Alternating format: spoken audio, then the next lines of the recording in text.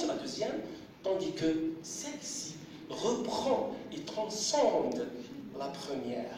Sans doute, le référent, et j'utilise le référent linguistiquement, sans doute le référent historique s'est abîmé dans l'atmosphère filmique qui s'épanouit à travers la charge narrative de ce plan. Ce que l'on reçoit ici, évidemment, ce n'est pas l'événement historique en lui-même. Ce n'est pas l'événement historique en lui-même, mais c'est la structure cinématographique qu'elle évoque de nouveau, car on est préalablement informé de l'événement par le biais de l'histoire, depuis le martyre de Ben Boulid, alors qu'on vient de recevoir la même information, mais par le biais du cinéma. On est en train de recevoir donc ce cadrage volontairement sélectionné par le réalisateur, mettant Ben Boulid au cœur du plan et rassemblant autour de lui ses frères moudjahidines en pleine déception.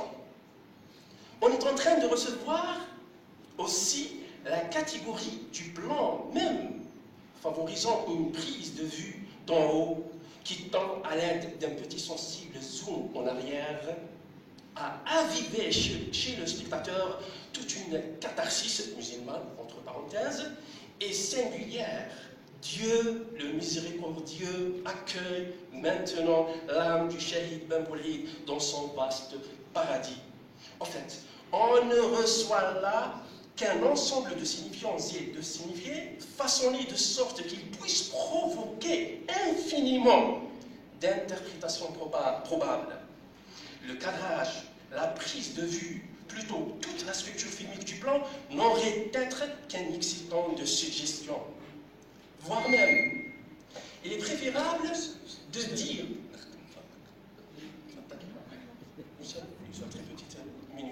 voire même, il est préférable de dire que le plan ci-dessus n'a qu'à mener à recevoir en bloc le signifié historique et le signifiant filmique pour qu'en fin de compte, sa productivité significative atteigne le paroxysme d'émotion et de cinématographicité en même temps. La mort de Ben Boulid que ce plan révèle est une mort doublée et superposée, comme nous l'avons mentionné plus haut, grâce à la capacité prodigieuse d'évocation du cinéma.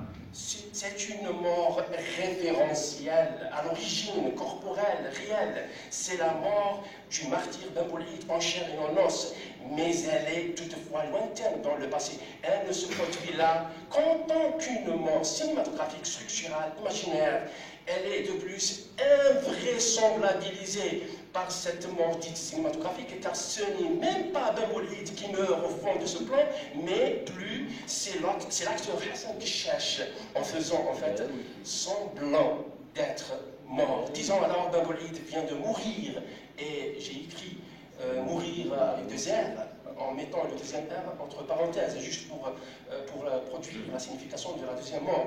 Ou, plus logiquement, c'est-à-dire que Ben Boulid, le révérend, mourut le 22 mars 1956, alors que Ben Boulid, le cinéma se perd dans l'ajustement syntagmatique du plan. Il meurt présentement en rejaillissant en nous encore la douleur de sa perte historique. Une très petite conclusion, s'il vous plaît. Maintenant que le parcours rationnel de notre présente recherche s'achève, ne serait-il pas opportun de chuchoter aux oreilles des cinéastes aspirant à évoquer la thématique de la révolution algérienne? Vous, cinéastes, si vous insistez sur l'évocation littérale de l'histoire, soyez sûrs que vous aurez beau le faire. Révolutionnez vos films d'abord avant de filmer la révolution. Merci.